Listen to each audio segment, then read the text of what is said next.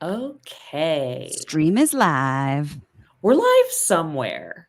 We're live somewhere. I appreciate that you actually acknowledge that we're live versus other times when Devin and I talk, we're just like, oh shoot, did you mean to push that button? And we just like dive right in. Yep. So y'all are already well prepared, more prepared than I've been in the past. I have no idea if this is working, if that helps. So we'll find out. Here, let me go to LinkedIn and just see. Okay.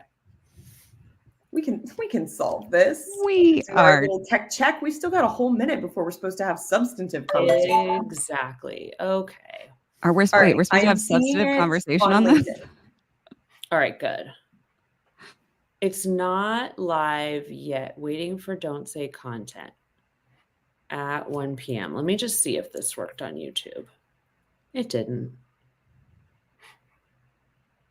Well, it's somewhere. Sorry, everybody. Just give us 1 second. They may not even be able to see us. There we are. On YouTube. Sorry, muting. So, okay. Everybody, it's fine. We're all doing our best here. I set this up, which means it's janky. That's what you need to know. Every time. Every time. I'm like, I forgot everything I learned from last time, which went smoothly. And now the second time it's choppy. Like beginner's luck is done. Last time went smoothly the second time. Yeah. Remember you set up and like the link that you first sent out was not the right one? Oh, yeah. And then the second time it went smoothly. This is our key leadership takeaway is authenticity and fail forward. Yes. Done. And that was the topic last time was about failure. Brought it full circle for you. Don't worry. If we fail, it's just a meta commentary on how easy it is to fail. Exactly. Know your strengths. Get people to help you with the one your weaknesses. Yeah. But hey, this one's different because we got a guest. We have had so many people pitch us guests for our podcast. And my first question to them is, have you listened to our podcast? But we have recently come to the conclusion that we do know a lot of smart people, and it would be fun to chat with folks occasionally. So we're saving those for our live episodes. And since Ashley and I already have a long history of doing lives together, she is our inaugural guest. And yes. And I happen to know a lot about her career growth at Atlassian.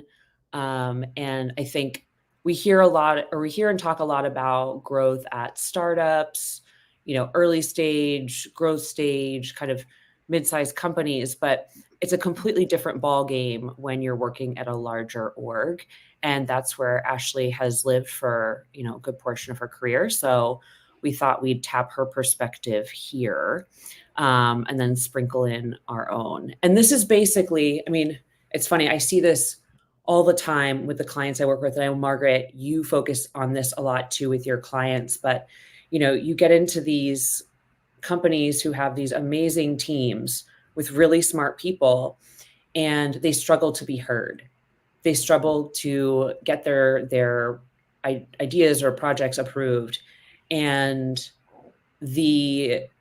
a lot of what that comes down to is how they're pitching, who they're pitching, in what way, et cetera. Like there is kind of a strategy to being effective once you get to those management layers and you don't have someone sort of speaking for you anymore. I know all three of us have a lot of experience with that. So we're excited to kind of get into the nitty gritty there. So Ashley, just to kick us off, can you, because Margaret and I have talked about our careers ad nauseum. Can you just give us an overview of your time? Let's keep it focused on Atlassian, since that's what we're going to focus on this time, and just kind of where you came in, where you are now, and connect anything else for us you think is helpful. Sure.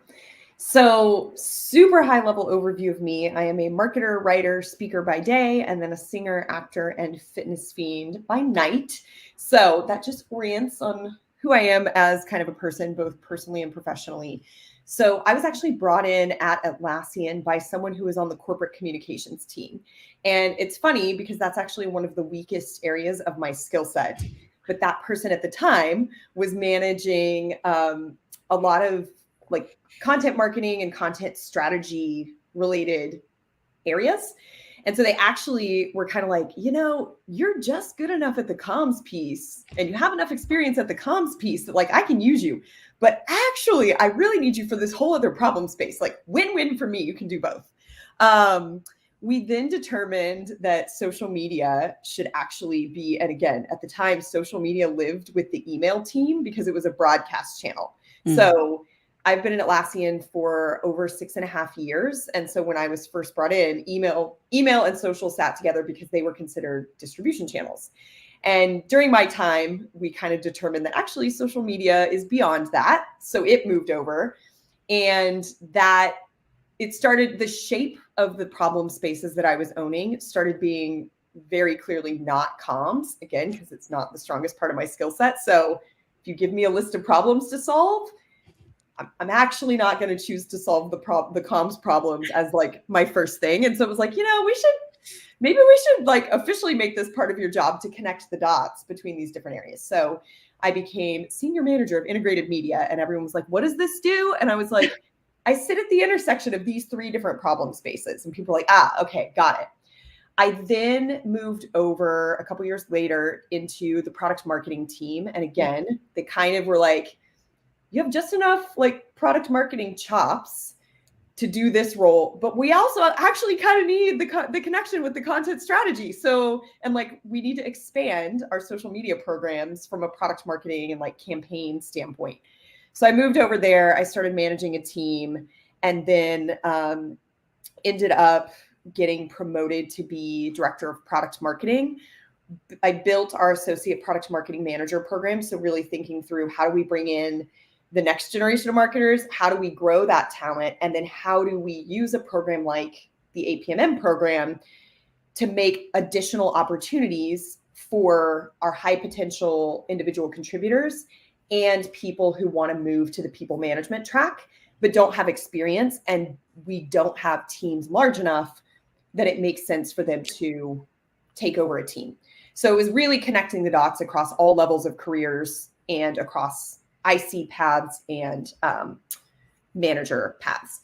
And then finally, in my current role, again, we're seeing a pattern of like, can you move over? You have enough chops to do the core of this role in lifecycle marketing. But what we actually need is someone who can connect the dots across these different teams. And so each of the moves I've made have often been in weaker area. The actual title of the role has been a weaker area of my skill set.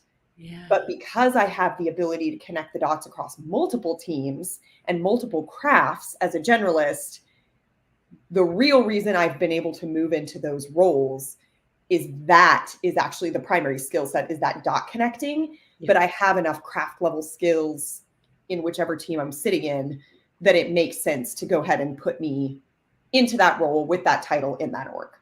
I have a question. So are these opportunities inside of this organization, are they falling into your lap? Are you applying to them? Is it because you have this track record of connecting things that then people go grab you into these roles? Or like, how does that level of influence in the organization happen?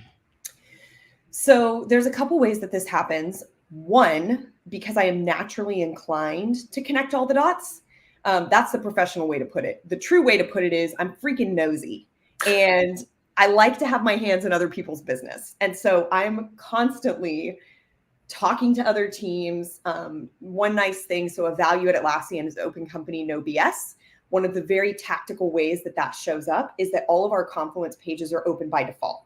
So I'm constantly creeping on other teams' work. I'm in these random Slack channels. Like, I basically just never leave the Slack channel from my previous team. And so I have this constant stream of what are they working on? How can we help each other?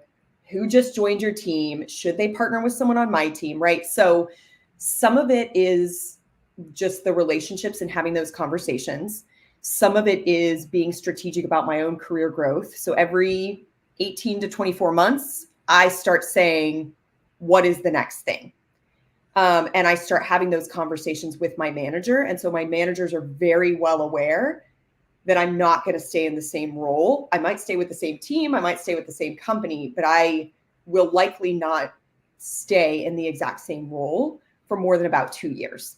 And so they're also able to say, when they're in their higher level meetings and talking about new strategic problems, they have the ability to say, I know this is kind of an oddball problem, but actually, Ashley has skills in this area. Like, she might actually be willing to do this. And so that's been the other piece of it, is having those relationships and that reputation and that honesty with my managers, so that they can also advocate when they see problems that are a little bit weird, to be like, I have a weird person, actually. Like, this could be a match. So in most cases, it's been a combination of raising my hand. I've still had to go through interviews. I've still had to, my manager or someone on their team has had to make the case for why this role that's a little bit odd actually needs to be created. But in most cases, it's been a combination of raising my hand for something, and then also teams knowing that I'm coming to me with opportunities that are a little bit odd. Yeah.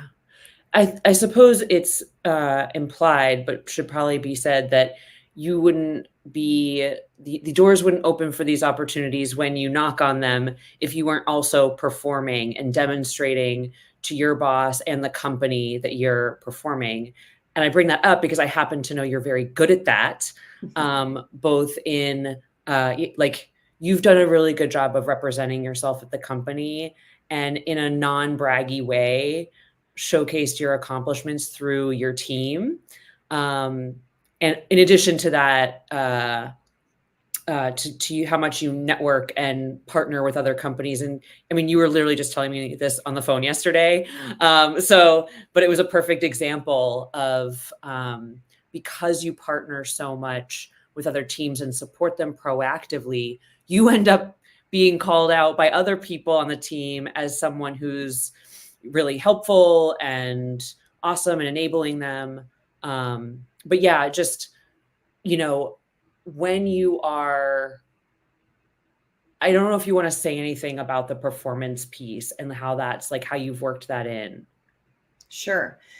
This is something that I actually was not very good at when I first joined Atlassian, and it actually was part of feedback from my managers and feedback from my peers. I was feeling very frustrated at one point that I wasn't growing. And literally they said, it's because people don't know you outside of your peers. And that's a problem, especially as you get more senior. This is a unique conundrum for people in big companies versus small companies. I worked at 2 security startups prior to Atlassian, and then I was at Duarte prior to that. All of the companies I had worked with prior to Atlassian had 100 people or less. There was only one marketing team, and it was 6 people or less. So if you wanted marketing, the only person you could go to was like me or my boss, right? Or like me or 2 other people. And so everyone knew me. And so I got into Atlassian and I thought, I'm going to just do good work, put my head down. My manager will see my good work, my peers will see my good work, and I will grow. And what I didn't understand is that there are literally hundreds of other people also doing good work and also talking about their good work. And so that shift to realizing I have to do monthly write-ups. I have to do, if you've got a weekly ritual, which we do, we use a tool called Atlas, and it's intentionally only 280 characters. So like tweet length, right? And leadership looks at those, particularly if you are a person who writes good weekly updates. And so that's another area, like participating in those rituals. If you join a big company, find out what they are. Is there a monthly town hall? Is there a weekly status update? Are there quarterly business reviews where your work gets showcased? And obviously that's a results thing. Like, I have had some times at Atlassian where my projects were off track or were not meeting goals for whatever reason. Having the monthly write-ups to show, here's what we're doing, here's why we're doing it, here's how we're making progress. It wasn't just once it got turned around, 12 to 18 months later, it's that progress the whole time. Having that same visibility and arming my managers and my peers with content, and then they can open the sidebar and see, okay, this has been a year-long project. It started at 0 or negative, and over time, Ashley and her team have turned it around. It's not even that they're going to read every single post. It's that they can skim it and they can see that story. And then when you get into discussing a new role, discussing a new problem space, discussing a promotion, my manager can say, look at this body of work. I'm going to summarize the high level story for you. But if you want to see details, here's all of this documentation, videos, write-ups, tickets that prove that I've been delivering. So that's the other big piece of this from a big company standpoint. You have to create those touch points, and you have to almost think of it like a marketing campaign for your career. Yeah. And that was something that I didn't realize when I first came in and got very explicit feedback. And fortunately, we have rituals already in place that I could take advantage of. Yeah. The piece you said earlier about like good weekly updates, I wanted to like zoom in on that for a second, because one of the things that I used to do when I was terrible at my own advocacy and PR within a company, and this actually applied at smaller startups too. So, there were sort of like two mistakes. One was getting too much in the weeds on like really tiny specific things without zooming out and thinking about, what does the CEO care about? And I experience this a lot with, leaders that I coach now, is like, there comes a point where there's the excuses phase where you're trying to explain why everything is happening that way in great detail with lots of nuance. And I'm like, I don't care. Like, I don't care. It's like when you want them to say, look, the net of this is, here's the problem we got to fix. And I'm on it, right? And here's how I'm going to go about it with 3 bullets. And I think the same goes for, marketing updates, right? It's like, they don't want to know, I published this blog post about this topic, and it's like,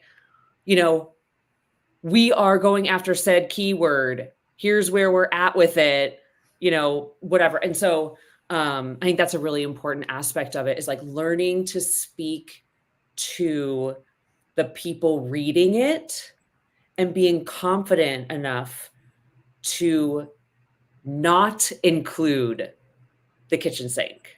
Margaret, I don't know if you have anything on this. I feel like we've talked about this a lot.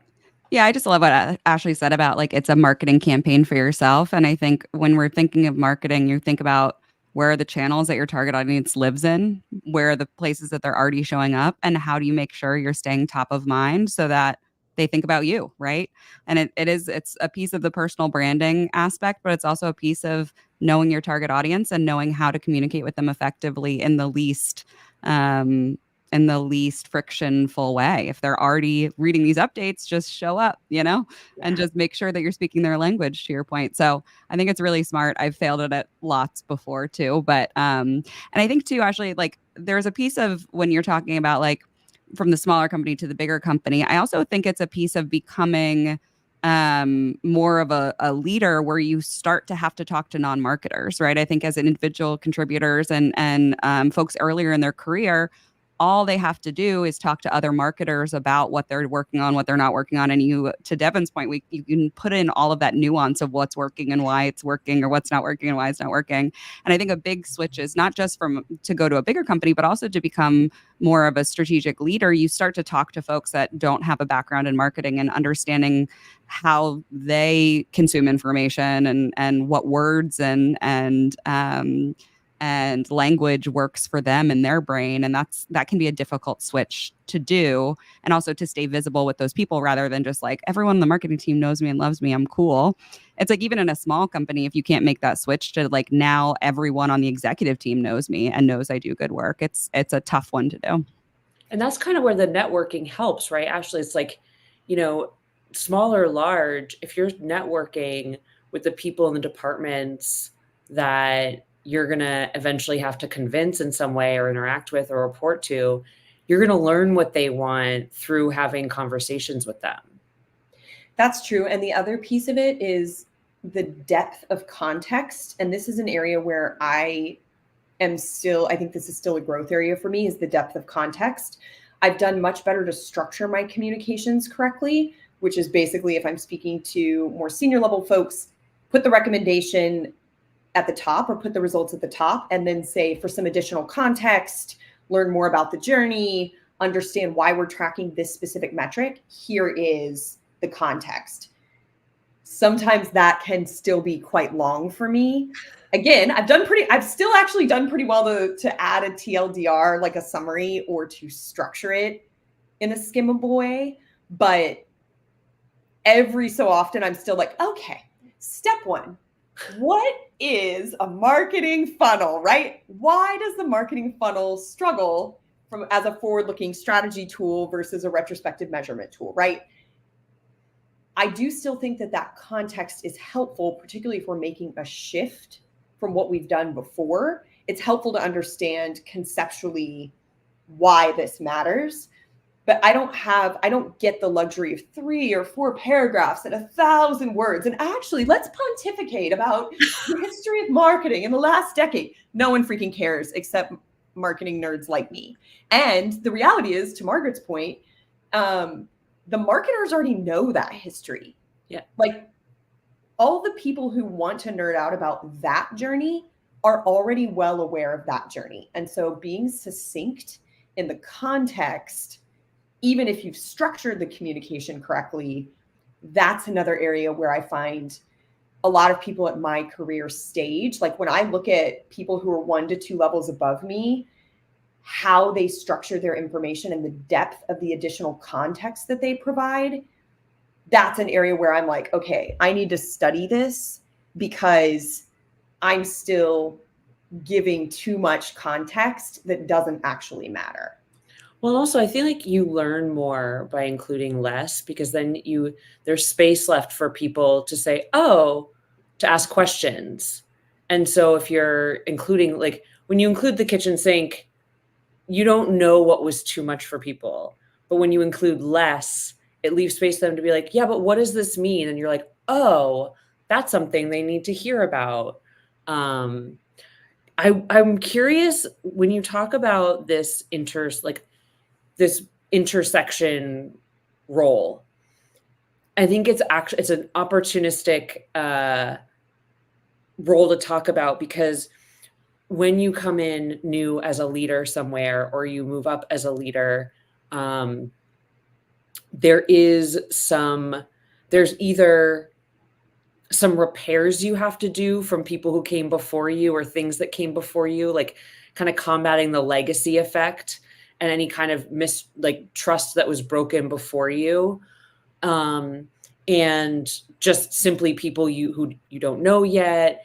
And then you do, regardless of whether your role is kind of positioned to be intersectional like yours, your job as a leader is to connect with other parts of the company anyway. And I think I wanted to go deeper into that. It's like, that's a really key place of building influence. And I wasn't sure if you have any thoughts on that, or like stories. I just to throw myself under the bus first, like I remember going into Help Scout, and there were some, there's aspects of like, oh, we tried this already and it didn't work. That's a good example of like, okay, but my question is, well, how did you execute it? Right. And so getting those headwinds early on, like, oh, we already tried that. It didn't do anything. I'm like, okay, but, so yeah, any thoughts there on sort of using the need to network and PR amongst different departments to build influence? I'll give you an example of a situation that I got brought into. This was a couple years ago. Have you seen the meme about drawing an owl? It's like, step 1, draw 2 circles. Step 2, yes, draw the rest of the owl. And the picture is like this beautiful life-like portrait. And you're like, you're missing some steps. Like that's not, clearly you skipped something, right? So I got brought in, a colleague of mine who was the person who was acting in this role in this kind of cross-functional committee was out on maternity leave. And at Atlassian, we have a very generous maternity leave policy. Well, it's actually a parental leave policy. It's 6 months, right? So that is a significant amount of time for somebody to be out. And so we generally try to have someone step in, particularly for strategic projects and roles, to say who can step into this. So I got tapped to step into this this committee thing. And so I'm listening to this meeting and I'm like, I think I'm missing something. Like, why am I here? Like, we have a bunch of really smart specialists in this room. And it turns out, as I listened, that all of these people were drawing their specific bird. When they draw 2 circles, they are very clear and very capable of drawing a hawk or an eagle or a falcon or an owl. What they didn't realize is that all the rest of their peers were drawing different birds. So I'm sitting there listening, and I am not the best drawer of an owl or a hawk or a falcon or an eagle, but I am excellent at identifying birds, knowing that we're talking about birds, recognizing that you're drawing a hawk, you're drawing a falcon. How do those exist in an ecosystem? Okay, who's going to win in a fight between a hawk and a falcon, right? Again, the analogy eventually starts to break down. And also, do we need this many birds? Do we need this many birds in the first place? Fair point. That's another piece, right? Of like, actually, all 3 of you are drawing hawks, but one's drawing a baby hawk, one's drawing an adult hawk, and one's like still sitting on the eggs for the hawk babies. Like, why, right? This story is right. It's the best, but like everyone's gonna be like, why do people at Atlassian draw so many birds? So many birds, right? That's like the marketing team. Clip from this is like, why Atlassian draws hawks, eagles, falcons, and it's like, what are you talking about? So that was a scenario where being able to speak up and translate among the specialists, there were objections coming from different specialists to another specialist suggestion because they weren't actually speaking the same language, or they weren't actually talking about some very nuanced things in their craft. And so telling someone this won't work because is coming from a very specific perspective. And so for someone like me to come in and ask questions or say, actually, in this other area, this is how we executed, and it actually helped to mitigate that problem. Would that be something that would work to address your concerns? And they're like, yes, that's actually super smart, right? And so I think even that approach, that you're dealing with very smart people, they're very capable. If they have objections, is the heart of the objection misalignment, miscommunication, misunderstanding, or actually a valid objection to the strategy or the tactic or the execution that's been done in the past? Yeah. Yeah. I think it can't be understated. Nope. I'm just going to say a different sentence because that came out bonkers, janky. The ability to both connect people and connect them through problem solving like that, where you're sort of weeding through the muck and saying like, they're all birds or something. And being the person that can help move the conversation forward is really like, that's one of those things that becoming known for that is really powerful. I think puts you in a really solid position. Because Margaret, you're unmuted, so go. Let me save you. No, just kidding. You're doing great. You're doing great. The mute and unmute is the equivalent of the like hand raise gesture on Zoom, right? Where it's like, can I speak now, teacher? No, I think that there is such a resistance even if you like know that and feel that, what I've seen is there's such a resistance to quote unquote derail a meeting by like stopping the forward progress and being like, we're all speaking different languages. We're all drawing different birds. Like we need to go 3 steps back and like align on the language we're using here. And I think that like so many people, and I was a kid where in class I would not raise my hand. I would not ask questions. Like, there's like the meme of like the person that asks a question at the, end of the meeting and delays it and whatever. Yeah, I feel like you were probably one that was asking questions and clarifying things with teachers and whatnot. It's me. Hi, I'm the problem. Yeah, It's but I me. think that's a huge thing is like if you can get over like if and that common trope of like if you have a question, probably somebody else in the room has a question too. But I've seen so many meetings where people are just like talking past each other and nobody is willing to say like, hold on a second, this might be a dumb question, but do we need this many birds, right? Or like how many hawks in different stages do we actually need?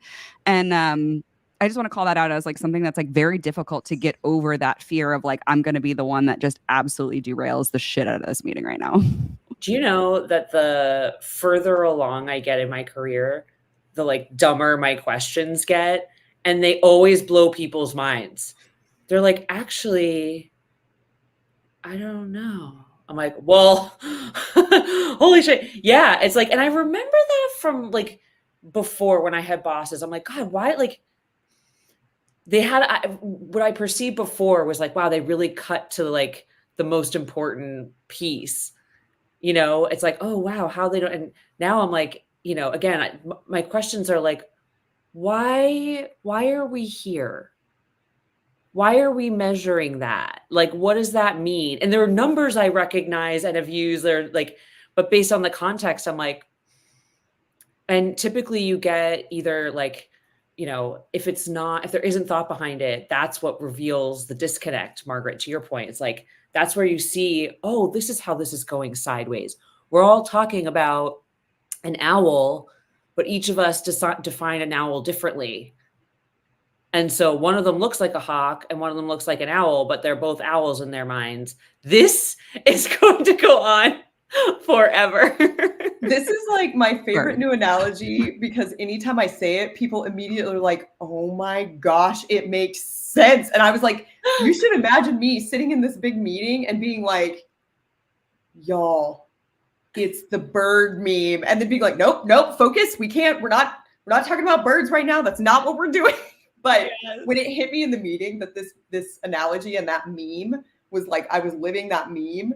It's just like, is anyone else seeing this? Like, it's like a whole separate, the narrator pops in. In fact, as Ashley thought this, no one else was seeing it. Yeah. Fortunately, she was smart enough to not say it in the middle of the meeting. That is actually an important point, though, to what both of you are saying is like, when is the best time? Like when is it derailing a meeting and when is it, oh, I need to go back and figure out what questions I want to answer here and maybe go back channel on an individual basis. Like maybe it isn't a meeting in which you get that answer. You start circulating the question as a step forward in getting everyone on the same page. Because it's true. We know this already. We all know that person who asked a question. And you're like, we're not even going in that direction. You're like, well, goodbye meeting. Yeah. So one of the things that came up while you were talking was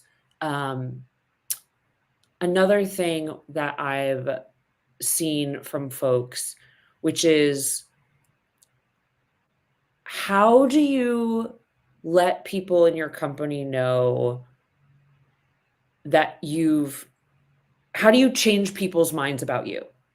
So maybe you're at this place and everyone's like, oh, and this could be role specific, like, oh, she's a social media person. You're like, well, I'm not the social media person anymore. I'm actually the content director of content or something.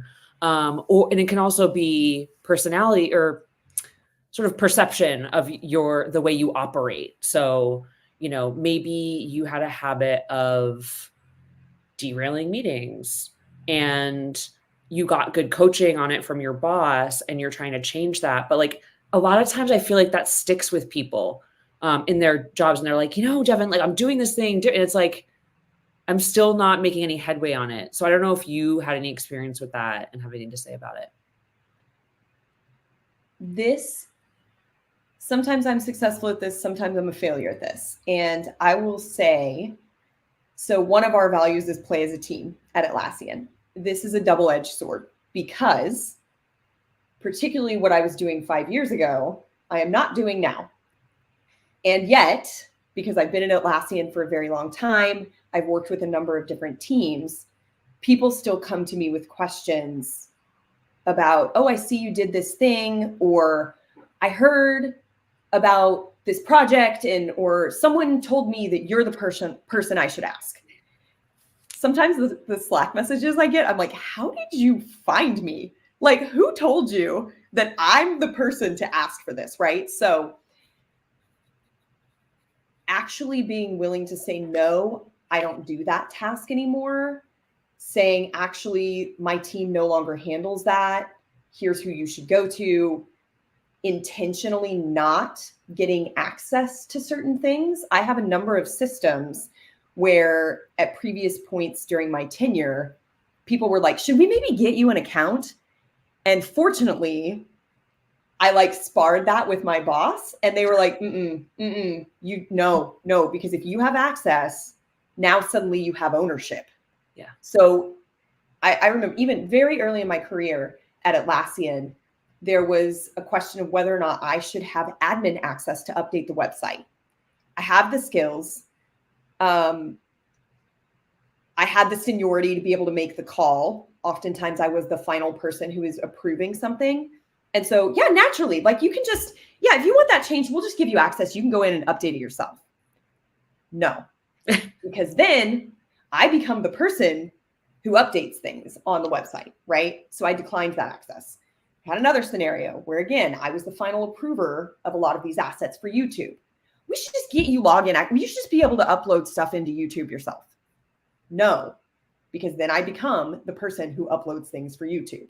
So and just one thing, I'm interrupting you on purpose because yes. There's an important part to that too. It's learning how to say no in a productive way too. Right. Because then you don't want the no to stick. You Correct. want the mindset shift to stick. Correct. And so, those people get like attitudey about stuff, and it's like, no, I don't do, that's not how you communicate it. You're like, listen, we have this process for how website updates happen. I'm capable of it, but I'm not a good person to be responsible for it because I'm not an expert here. Here's the system we have. Let's stick with that. I'm happy to be a part, follow along or whatever. The other nice piece of this is getting the reputation that you're a good person to start with, not you're the person who has to do everything. So that was a huge shift that I had to make once I had a team that could handle things, or once I passed off a specific process or piece to another team. I can answer, oh yeah, you should actually talk to Devin about that. Oh yeah, actually Margaret's team owns that now, right? Oh, I'm not totally sure who the right person is these days, but I think it actually sits in this part of the org. Then people are like, haha, Ashley is very helpful, right? And then they tell someone, I asked Ashley this question and she directed me over here. So maybe see who Ashley would direct you to. And so then the questions start shifting to be, hey, Ashley, I highly doubt you're the right person, but I figure you're a good one to start with. Who should I go to for X? Yeah. And then I can say, oh, you should go to so-and-so, or I'm actually not sure. Like I actually don't know that answer. So, and that's a great demonstration. That also helps distance from what you were previously doing or the perception of how you used to work. That, oh yeah, you used to work on this super tactical one single channel. For me it's a bit of a blessing in disguise to be able to say, I actually have no idea who owns that anymore, because like I'm quite far removed from it. It reshapes where people situate you in the problem spaces that they associate you with. So that's the other piece of this. It's not just actually not doing the tasks when it's no longer your task. Even if it's easy and fast for me, I have to be really cognizant of not just doing it myself, because otherwise I'll spend all day, every day doing that, right? Then the second piece is, to your point, knowing who to hand things off to or which process they need to use, and intentionally not having access so that I literally can't do it. And then the occasional like bigger shift of which problem space do I own and which problem spaces am I connected to as either an influencer, a driver, or an approver versus execution or ownership. I love that. I always think about this desire to like matter less. And it's even though you're getting more influence in the organization and even though you're taking on more and different strategic problem areas, it feels like you're defaulting to, I don't want to be the person that matters to actually do the thing, right? I can approve it, I can give advice on it, but I want to matter less in the actual doing of the thing. And I think that's a mindset shift that can be really difficult from the individual contributor up into leadership, but also in an entire humongous organization where there are all of these spheres of influences. To your point, if you had access and were doing it, you would still probably be uploading and changing things on the website, right? And it's like to be able to step away from that and say, I don't want to matter in that regard of doing the actual thing, then allows you to sit in the strategic place rather than like in the doer place. Oh my God. You just like triggered a mistake that I made early on, which was my interpretation of influence was around doing. So the more people asked me like, hey, can you do this thing? I was really focused on having all the skills so that anything that happened, like I was the expert. And that wasn't it at all. That just made me really busy.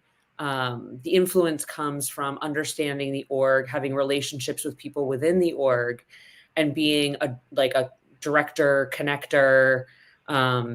That's the influence, right? Where you release yourself from the actual, or you separate yourself from the doing and understand how it is done and who owns things. And then it's like, now you're a person with influence because people need you to move something forward, which I think is really cool.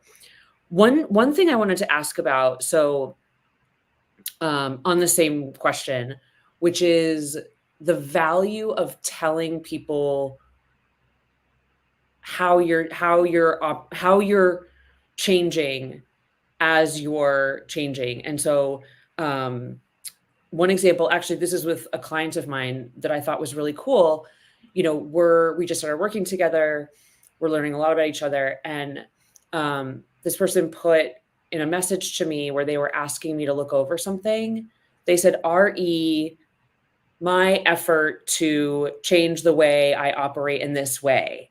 Right. And so he's teeing me up for, see, I'm a lot like I remember this conversation we had. And so to that end, I'm trying to work differently. Can you look this over? So it reminds me that of that. And I think the bigger the org, the further away the person is from your role, a way of saying like, you know, how do you say to, you know, your CEO or someone else, or not a CEO at Atlassian, but, you know, a VP or something, hey, I'm working on, you know, I'm trying to be more something, or, you know, I'm working on this thing to that end, like, here's, you know, XYZ, in this way, like, welcome your feedback if there's anything I can do differently, right? You can't do that all the time, but like, I feel like when assuming that people see how you're changing is a mistake because people are very busy and they're very focused on themselves. And so I feel like there is some like purpose, like a way that you need to maybe put it in front of them, even if it's a little clunky. And I obviously don't know what that looks like, but I've received it at times and been very grateful for it. So I just don't know if, you know, what thoughts you have there. I think this is an area where you can articulate both as an individual and then on behalf of your team. Here's where we can add unique value. And this also goes back to that building influence and changing your reputation as you move and grow. There are plenty of people who can do this specific thing. If there's 10 of them, you don't actually need me as an 11th person. So where can I add unique value? It's the same thing for teams. So as an example, this role that I've moved into currently, it has some connections to my previous role. And I now work with a lot of my previous teammates as stakeholders or partners instead of as a nuclear team. So that I tend to still get requests and questions from them as if I am their teammate, not as if I am their partner or as if they are stakeholders. Yep. So normally just the context setting of saying, given this problem, here's where I think my team can help, X, Y, Z. Here's where I think I can add unique value, X, Y, Z. If you want this other set of problems solved, this team is the right team to go to, and they add unique value in these ways. Nice. Here's the differences. And I get this question a lot now that I've moved over. So sorry, what's the difference between your team and insert other team here that's from the outside view appears to be very similar? I need to be able to articulate that. And that again goes back to like the bird conversation and the networking conversation, right? I need to be able to say, Margaret's team does this, and the types of deliverables that they give are this. The types of metrics that she owns are this. Devin's team, same thing. Here's my team. So the overlap is in this handoff, or actually Devin and I partner on this thing. We co-own this metric, but the ability to articulate what adjacent teams do and what their unique value is also helps me be crisp in what my team does and the unique value that we add, particularly if I've moved into or my team is owning a problem space that's adjacent to or quite similar to a previous problem space that I've owned, articulating very specifically that unique value and how my team differs is also a really big key to that. Well, it's like, instead of saying no, you're educating and also still helping, even if it's not a yes. And I think it's about saying like the quiet part out loud, right? The piece that might go unnoticed, or the piece that might seem so obvious, right? Even if they're not asking you that specific of a question of like, how does your teams differ, but they're like, let me go to you. It's about being able to, and it sounds like that's one of your superpowers, being able to like suss out the thing that nobody's saying and be able to verbalize it in a way that makes sense. And people are like, yeah, I like never thought of it that way, or I never even realized there was nuance and difference there. And that is I think that can be a really big superpower as a marketer, but also as a leader within an organization. Also, just like, I think what I like about that too is a general strategy that you could apply sort of across your career advancement tactics is my chemo brain just came back. Oh my God. Wow.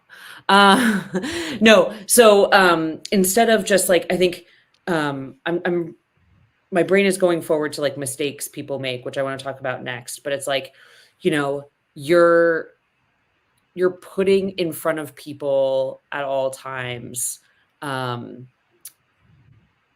who you are now today, at the same time as you're showing yourself as someone who's willing to help out, but you're not stuck making the update, which I think is, because I just think about how people are like, you have a check-in with your performance review with your boss, and they're like, okay, and you've told your boss like, I really want to get to this place. They're like, cool, here are the things you need to work on, right? And then you start actioning on them, and you think they see, but they probably don't. And I, going back to them and saying like, hey, here are the things that I've done, weekly, monthly, like I've been working on these things. Here's how it's shown up in things that I've done. So it's both like influence through the work in the network, in your company, and also like directly with your boss to show purpose and keep things moving, which is really cool. this is not a negative reason for doing this, but like, I think it would be useful to talk about some of the mistakes people make, like get really specific about certain things that don't work. Because I feel like when I have, this is similar to the owl versus the hawk thing, where we can give this advice around gaining influence and tell them really specific tactics, but sometimes you need an awareness around what isn't working, because I think, again, it's not the what, it's the how. Sometimes the execution gets in the way, and so you think you're doing the thing that's gonna, show you as, a leader or whatever, but you're actually not. So do either of you have any examples you want to share of opportunities people have to improve behaviorally, to have more influence, to be more influential? I failed so many times. I think I get really, historically, I've gotten really defensive and I haven't done like, oh, okay, we actually will never see eye to eye on this thing. So let me like find another way. It's like I get stuck on the thing that I'll never align on and like can't see anything else. Yeah. I'm like, we are always going to be diametrically opposed. This is my mortal enemy. Not really quite that serious, but I feel like I get stuck in the places where there's like disagreement and misalignment. And there are some times where you're just never going to see eye to eye with that executive or that person. Yeah. Ashley, have you experienced that? You're nodding along like maybe you've had. Yeah, I mean, I sent y'all this example a couple, when we were talking about doing this episode, of understanding the relationship that you have with people. And, with a previous in smaller companies where you might actually be directly reporting into a CEO or a CMO, like someone at that level, and having that trust to know when you can push back and actually be heard, having the open relationship to be able to say, you know what, we're fundamentally going to disagree on this. However, you're my boss, or you're the department head, or you're the CEO. So if you want to pull rank, you need to just tell me, I am, insert fancy title. You will do it this way. Cool. I'll do it. It's like lead them and lead if there's you. actually not an opportunity to convince you or compromise or change directions, totally fine. So let's stop having this discussion, and you just say, as the fancy title, I am directing you to do this. Yeah. I'm actually totally fine with that. That actually works. And I think that is a mistake of thinking, understanding when you have the ability to make a change. And that is not just from a skills perspective or a budget perspective or a headcount perspective. It's also from a social capital perspective. Am I at this current moment in the right place, in the right time, with the right person? Is this the one hill that I'm going to make them pull rank? Because that costs something for the relationship. It costs something for them to pull rank. It costs something for you to make them pull rank. And I see this a lot on other social capital things as well, where this sense that like the squeaky wheel gets the oil. But if you are always the squeaky wheel and you spend all of your social capital yelling about everything, you eventually become the person who cries wolf. And Margaret's like, and I'm pointing at myself, where I'll sometimes raise my hand and be like, guys, again, this thing. And eventually people are like, okay, we've moved on. We're clearly not going to do that. So the fact that you keep every single time being like, but this, do you not understand the problem space? Do you not understand the solution space? Do you not understand the strategy? Like, where is your disconnect that you can't stop poking at something in an unproductive way? Oh yeah. It's like you don't have enough lives to die on every hill. Yeah. Yeah. And I've tried to die every time. on every hill. You eventually, and this is something, I mean, there is also the element of, do you have influence to change this? Do you actually have ownership to change this? So a perfect example, I rant against the marketing funnel, particularly as a forward-looking strategy tool. I'm not going to change however many decades of adoption that framework has in a single conversation or a single Confluence page or a single campaign.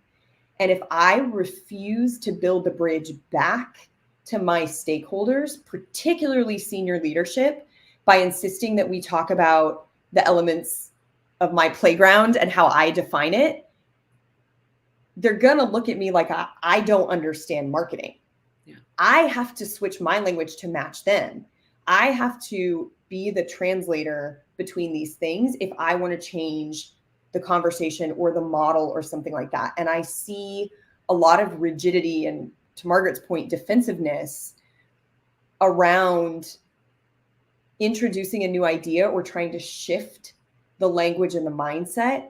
If you're very rigid in that, you just seem like a jerk and you seem condescending. And it's okay to say, yeah, so traditionally this would be tagged as this type of, intent or content or something, stage in the funnel. I'm actually trying to evolve a little bit at how I speak about this. So I'd actually like to talk about this in terms of intent. So what's the next action we want the person to take? Oh, okay, in that case, it's this type of intent. And usually when I say it that way and I build the bridge, people are more willing to be like, oh, I see what you're saying. Okay, so then for this next thing, how would you describe it? And then that gives me the opportunity. But if I just refuse to use their language, and this is the other piece too, when you are in marketing, you are the bridge builder. And this is particularly true if you're marketing to technical audiences and dealing with technical, like engineering executives, product management executives. You have to spell out your acronyms. Like it drives me nuts that these people are not willing to take an extra 5 minutes to remember that TAM stands for total addressable market, or that, here's how we define a customer. They have to reach this certain threshold, right? But as a marketer, that is my job. And so again, that stubbornness to be like, I have literally spelled this acronym out on every freaking page. Did you not read it? Like, yeah, probably they didn't. So just say your freaking acronym. Don't say ABM, say account-based marketing. As a reminder, they're specifically focused on high value accounts and going in, one-to-one. That's all you have to say. You don't have to be defensive that this person who is not a craft expert doesn't remember what ABM stands for. Yeah. And I think there's like a big, like sort of in all of that is this like concept of zooming out in a lot of different ways. And so like, if you're trying to like, one, getting your idea approved isn't necessarily going to build influence for you. So be strategic about it. Is this referencing the hill you're going to die on, right? You, in many cases, may be using social capital to get an idea approved. And so make sure you have some. The second is like taking a bigger picture on your approach. And so saying like really truly acknowledging the different types of people in the room, how they hear things, how they understand the world, and tailor whatever communications you're utilizing to that person. And so again, you're thinking about almost like a politician is like, how do I convince them? Well, first they need to hear their own language back to them. They don't need to hear a bunch of marketing acronyms. It's going to tune them out, right? And then the other thing is like removing yourself from the center of your world and saying like, okay, is it really about this idea, or is it really about this issue that I'm fighting, I'm relitigating constantly? Or is it just that I'm looking for more autonomy in this way? And then looking at how can I get that autonomy? Well, I need to make some friends. I need to mend some relationships that I kind of, I've got this reputation, right? And being able to sort of say like, divorce yourself sometimes from the immediate accomplishment and look at a longer term picture of how you can ultimately get more of what you want more frequently. And then you're like, oh, now all of a sudden you're playing a game.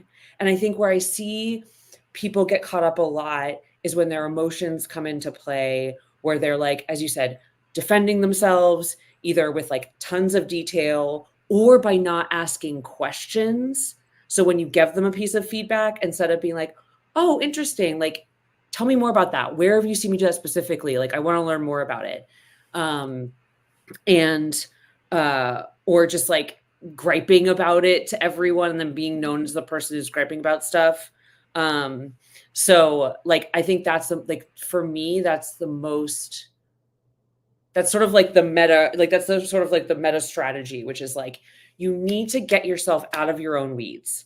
You just stop thinking about this tiny little thing right now, zoom as far out as you can, profile the situation, the people, see where you have ins, right? Build that trust and influence, and then figure out how you're going to spend it, and how spending it can also be a way of gaining more. That's a timer. I don't know whose timer that was. That's funny. Computer. I don't know, Devin, if you saw me and Ashley in here, but she was like, I need to hop at the top of the hour. Is that what Devin does? She goes on like an epic monologue right as we need to wrap up. But it was a great wrap up of the conversation. I didn't even see it. I know. We're talking about you in front of your, and not behind your back, very, very much in front of your back. Aren't I nice, though? But we do need to wrap this up. We did this in a wonky way, so we didn't get to see comments come in. But we'll review them on YouTube and LinkedIn afterwards. And thank you, Ashley, so much for joining us today. I feel like this was really impactful, and it's fun to see it from the larger company vision. Yeah, thanks for having me. It's always fun to nerd out about leadership and marketing and all the things. Yeah. And owls. And owls. And birds. That's like the real conversation. This is the new title of this, is like Ashley and birds. Yeah. Very Ashley, let's go birding. Yes. Yes. All right, get out of here, Ashley. Have a great day. All right, bye, y'all. Bye. I'm going to end the stream. Everyone get